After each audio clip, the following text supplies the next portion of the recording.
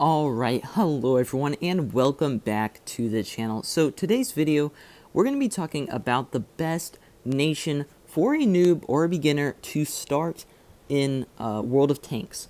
The best lines to grind up in that nation, the best nation overall for a noob, the most noob-friendly nation. Now the reason I'm making this video is I noticed a video that I made a while ago called Top 5 Lines to Grind for Noobs. Has been recently picking up quite a bit of traction. So I was thinking, there's probably a lot of people out there who are wondering what are the best tanks, the best lines, the best class, just everything to start out with when you are a noob. So we're going to be making the video. First one, I'll have a couple of these just spread out throughout my videos and stuff, so stay tuned if you do want to watch those. What nation is the best to start out with? Now, obviously, you probably want to be picking a larger nation. I mean, the European nation, the French nation, Japanese nation. There's not really that many tanks in there, so you're not really able to say this is a good nation because there's just not enough tanks in there to cover all the classes and just everything in general. But stuff like the British, the Soviets, the Germans, and the Americans are the ones we're going to be kind of talking about in today's video. Which one of these is the best to start out with? Obviously, now you're going to want all the tank classes in that, or as many as you can in that nation. Like the American one here, you have all of them. You have 3 heavies, 2 TDs, a medium, and a light. So you do have all the different classes to choose from in here. The Germans, you have all but a light tank. Light tank just stops at tier 8. The Soviets, you do not have a light tank as well. You have everything else, though. And for the British, you do not... well, no, you actually have everything for the British. So, yeah, those are the 4 we're going to be talking about today. So, the one I think that is best for someone to start out with in World of Tanks is the the German tech tree. Now, there's a reason for this. The German tech tree is easy to get through. There aren't that many tanks below tier 8 when you compare to, there's not that many in all of them. But you see here, there's a lot of tanks around here. Who knows which one? And there's a lot of bad ones here. Now, Chaffee, not that good. I don't like the M4A.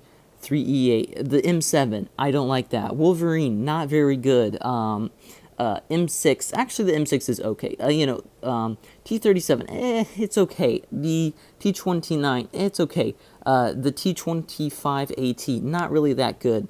T20, it's not that bad actually, but it's not really that great.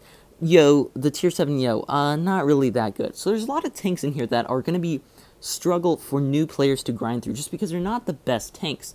Same thing for the British right here, I can't even pronounce this, Electo, the AT2, Churchill 1, the Cromwell, Sherman Firefly, AT8, they're not really very good tanks, and they're going to be a struggle for you to grind through. Same thing for the Soviets here. Not really as much for the Soviets. I'd say the Soviets are probably the second best here. The only really bad ones in here are, honestly, not that many. KV-1S isn't really that good. Actually, after the buff, it's decent. Obviously, the higher tier ones, kind of mid-tiers, aren't the best in here. KV-3, not good. IS isn't that good. SU-100M1 isn't very good. And there's just a few in here that aren't the best. There are quite a few good ones as well, though.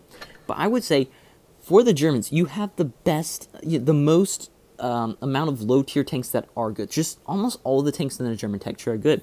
The only ones I don't like in low tiers in the German tech tree is the Nashorn, the VK 30.01P. That is it. All the other ones are decent to good. The PZ4D isn't that good, but every single one else in here is pretty dang good. I mean, it's just super easy to grind through. This was pretty much the first ones I really did. I did the Americans and the Germans mainly first, and it was so easy compared to the Americans for me to grind through the lower tiers on the German tech tree.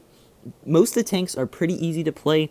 There's nothing, special about them that you need to learn that will, require some extra skill or anything like that. It's just very easy to grind through. And then, of course, you have a lot of good tier 10s on here. Leopard 1, amazing. E50M is amazing. E100 is amazing. Mouse is great. Grill 15 is great. Jagdpanzer E100 is great. DK isn't that good, though. I would stay away from that one. That's probably the worst line in the entire tech tree to grind. Other than that, all the other ones are a pretty easy grind. I would recommend for the Leopard one to go up the light tank line, though, because they're better than the medium tanks, in my opinion.